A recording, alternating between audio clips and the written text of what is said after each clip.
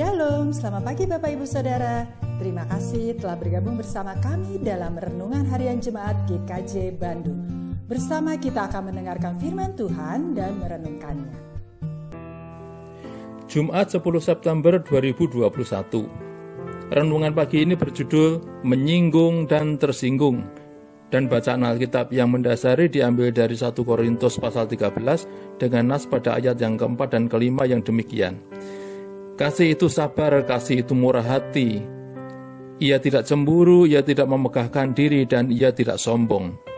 Ia tidak melakukan yang tidak sopan dan tidak mencari keuntungan diri sendiri.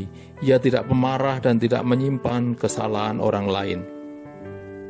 Saudaraku yang terkasih dalam Tuhan Yesus, akhir-akhir ini di media koran, TV, dan media sosial, kita temui berita hangat tentang beberapa kasus yang dimaknai sebagai penistaan agama.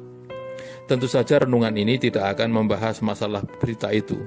Tetapi saya mengira kasus ini melibatkan dua tindakan seperti pada judul renungan ini, yaitu menyinggung dan tersinggung terkait dengan masalah keyakinan. Soal ketersinggungan memang bisa terjadi dalam banyak hal, oleh dan kepada banyak orang dan pihak. Bahkan bisa berimplikasi pada keretakan hubungan, perseteruan, ketidakharmonisan yang berkepanjangan. Tidak terbatas antara dua pihak yang memiliki keyakinan yang berbeda saja. Bahkan dalam konteks berjemaat, di antara sesama orang percaya yang katanya sama-sama ingin melayani dan menyenangkan hati Tuhan pun, ketersinggungan ini bisa terjadi. Namun saudaraku yang terkasih, firman Tuhan sebagaimana nas dalam renungan ini secara tegas mengajarkan kepada kita bahwa kasih adalah segala-galanya dalam kehidupan kita. Sebab kasih bisa memadamkan ketersinggungan, kemurahan hati dan ketulusan akan membuahkan keakraban, kerendahan dan kesopanan diri memupuk tumbuhnya rasa saling hormat karena sadar bila kesombongan dan tinggi hati itu bisa menyakiti hati sesama. Tidak pemarah bisa memberikan ketenangan bersama, tidak menendam bisa membentuk kerjasama yang tulus dan efektif hasilnya. Dengan demikian, apabila masih terjadi ketersinggungan dalam hubungan kita dengan sesama, maka terlebih dahulu yang harus kita teliti justru apa yang sebenarnya terjadi pada diri kita.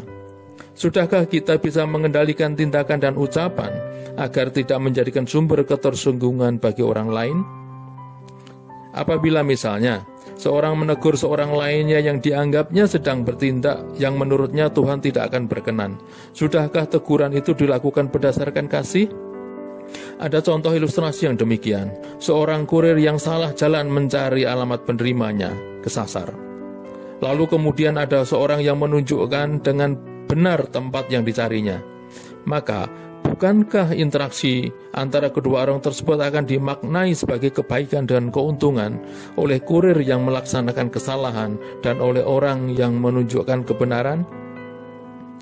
Saudaraku yang terkasih, demikian juga dalam kita melaksanakan utusan Allah untuk menjadi saksi Kristus.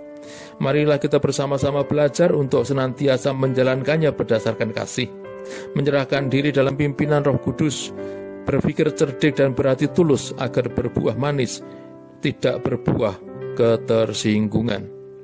Tuhan Allah memberkati kita. Amin. Mari kita berdoa. Allah Bapa yang di surga, dalam segala kekurangan dan kelemahan kami memohon pertolongan-Mu. Kiranya Roh Kudus senantiasa menuntun kami semuanya, agar di dalam kami menjalankan perintah-Mu untuk menjadi saksi Kristus dalam segala kemuliaan-Mu, dapat kami lalui dengan penyertaan roh kebaikan, ketulusan, dan kehati-hatian, agar semakin banyak orang mengenal dan merasakan kemuliaan serta kemurahan-Mu. Di dalam nama Yesus, Putra-Mu, kami memohon. Amin.